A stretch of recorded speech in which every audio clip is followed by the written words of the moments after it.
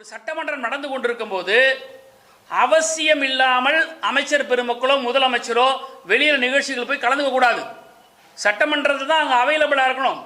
சட்டமன்ற நடவடிக்கைகள் நேரங்களுடைய பெரும்பான்மையான நேரங்கள் அவங்க உள்ளதான் உட்காரணும். இயற்கை உபாதைகளை தவிர அல்லது உணவு இடைவேளைகளை தவிர சட்டமன்ற நடவடிக்கைகள் முழுமையாக இருந்து கவனிக்கப்பட வேண்டும். எதிர்க்கட்சி தலைவர் கவன ஈர்ப்பு தீர்மானத்தின் போது உரையாற்றும் போது எங்கே போயிருந்தீங்க சார்?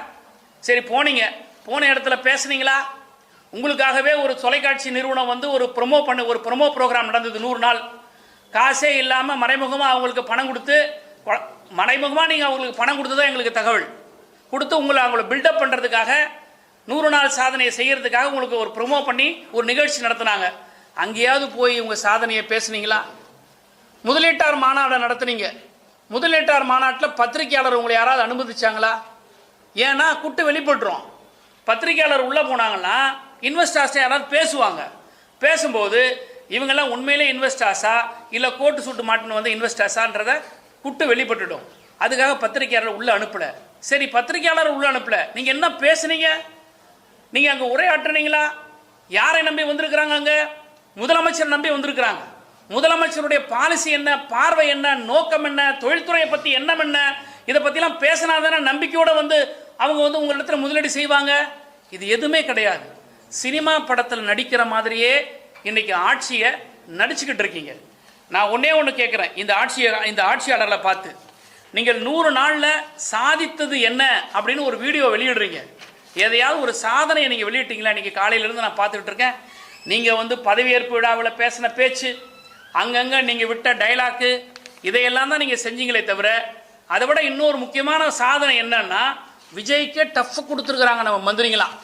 ஜனநாயக படத்தை பார்த்துட்டு ஆக்ஷனில் ரொம்ப கில்லடியாகிறாங்க ஒவ்வொரு மந்திரியும். எல்லாம் கண்ணீர் விட்டு எழுதாங்க. விஜய்க்கு கூட அந்த நடிப்பு வராது, அந்த அளவுக்கு டஃப் கொடுத்துருக்குறாங்க. இதுதான் இந்த 100 நாட்களில் செய்யப்பட்டிருக்கிற சாதனையை தவிர வேறு எதுவுமே கிடையாது. பத்திரிகையாளர்களுக்காக சந்திப்பது கிடையாது. 100 நாள் ஆச்சு, நீங்கள் பத்திரிகையாளரை சந்தித்து நான் செஞ்சிருக்கிற சாதனை ஏதாவது சொல்லியிருக்கிறாரா? ரெண்டாவது, பத்திரிகையாளர்களை வந்து தணிக்கை செய்கிறார்கள்.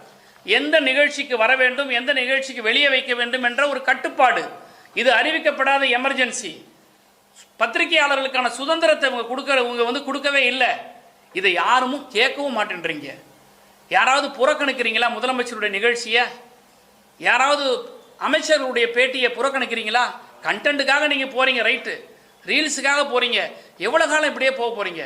தமிழ்நாட்டுடைய கலாச்சாரம் மாறுது, தமிழ்நாட்டுடைய அரசியல் மாண்பு மாறுகிறது, தமிழ்நாட்டுடைய அரசியல் மரபு மாற்றப்படுகிறது.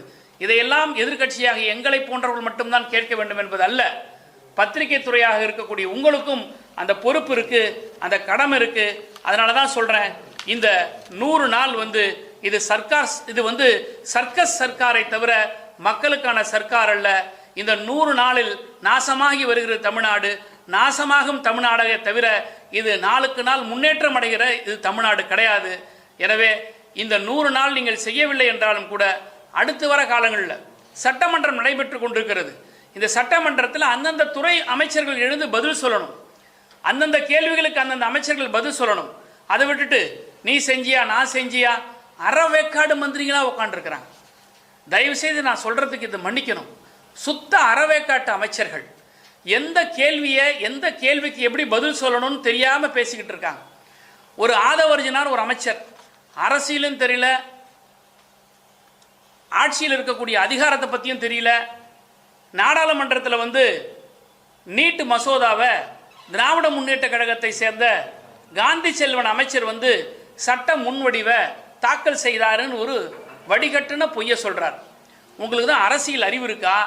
இல்லை பாராளுமன்ற நடவடிக்கையில் நீங்களாம் கவனிச்சிருக்கிறீங்களா? நீட் மசோதான்னு ஒன்று கிடையவே கிடையாது.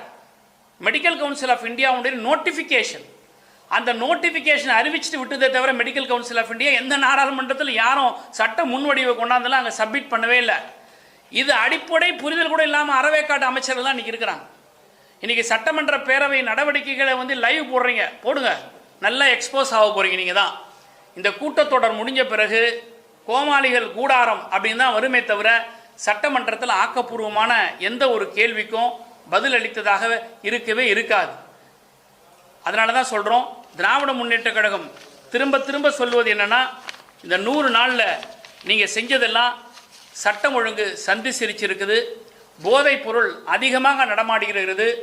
போதைப் பொருள் விற்கிறார்கள் என்று காவல்துறைக்கு சொல்லக்கூடியவர்களுடைய ரகசியத்தை காப்பதற்கு முடியாமல் திணறுகிறது இந்த ஆட்சியாளர்கள். அவர்களை காவு வாங்கி கொண்டிருக்கிறது. இது ஒரு மோசமான போக்கு. விவசாயிகளுடைய பிரச்சனை, விலைவாசி பிரச்சனை, கரண்ட் பில்லு ஏறி இருக்குது. இதையெல்லாம் கண்டுகொள்ளாத இந்த அரசாங்கம் இந்த 100 நாள்